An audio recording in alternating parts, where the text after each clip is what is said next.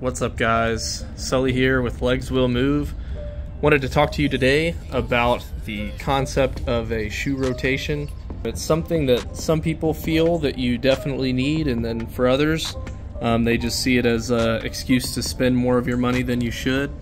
But we'll be talking about it today, and one of the things that I wanted to explore personally is if you can build an entire shoe rotation out of just maximalist cushion shoes.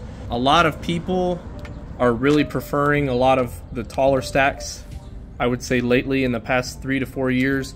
And so I've brought out some of the tallest shoes that I have here today. There's still yet a couple more. Like, I also have the New Balance SC Trainer that I haven't reviewed yet. But what I really wanted to explore is, you know, a lot of these shoes with these max stacks, they perform quite differently.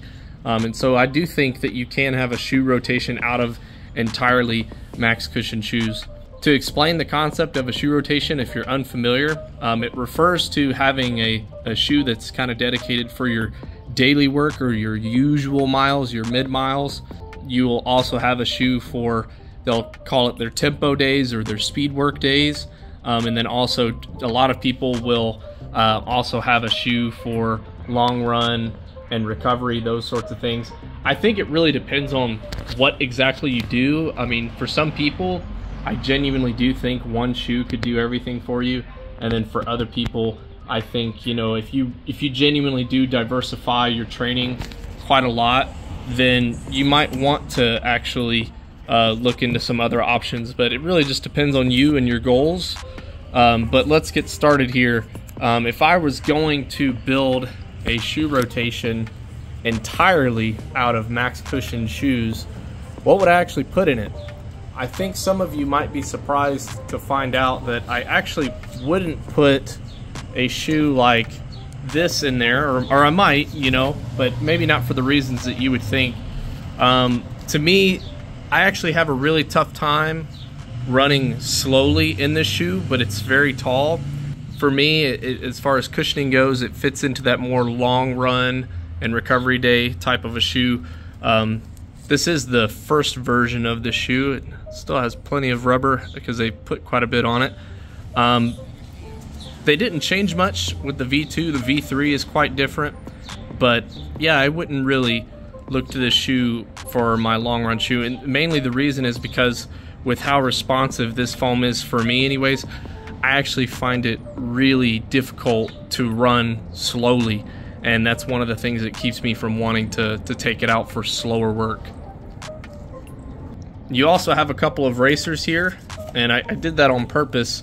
I just wanted to dispel that Nike Invincible because I feel like people were going to ask about it if I didn't include it. But actually, if I were to pick my shoe rotation, and I'm going to outline 4 things here, I would call this my daily trainer. The thing I really like about this shoe is that it's very smooth. It's not overly cushioned. I would still call it max cushioned. It's one of the most rockered shoes out there. It just feels very smooth as a result.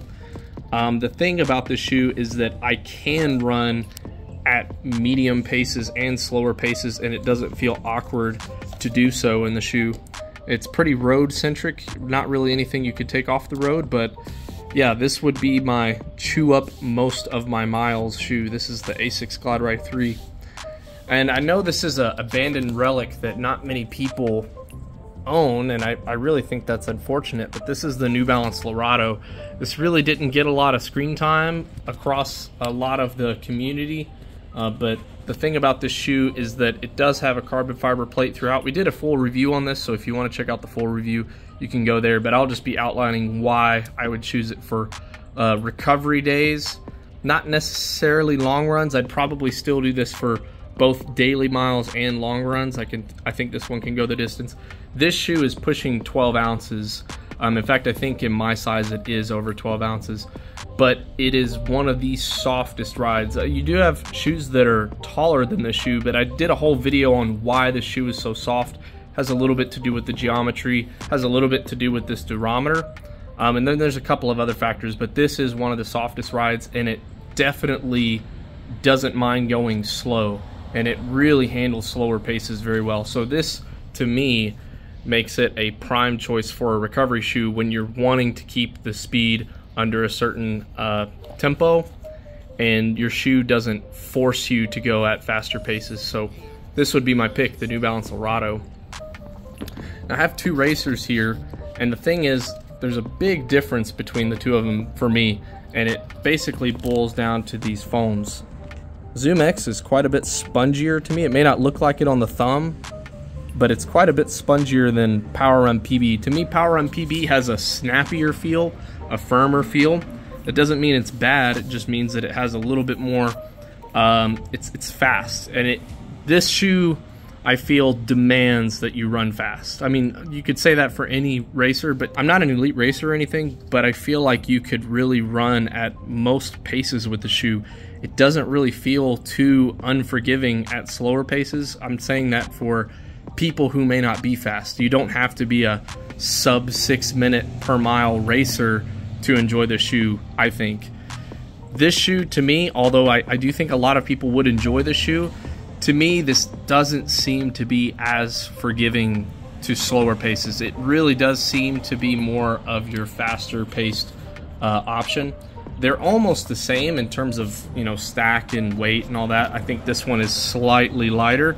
I think this one has slightly more cushioning, and that's really what it boils down to. But one of these two would basically be my race day shoe. If I had to pick one, and I was gonna do the whole tempo shoe thing, I would probably tempo shoe this one, since I think it could stand up to more training. And then if I was genuinely trying to get a really fast time, I'd probably go for this one. But I really think it's a toss-up between these two.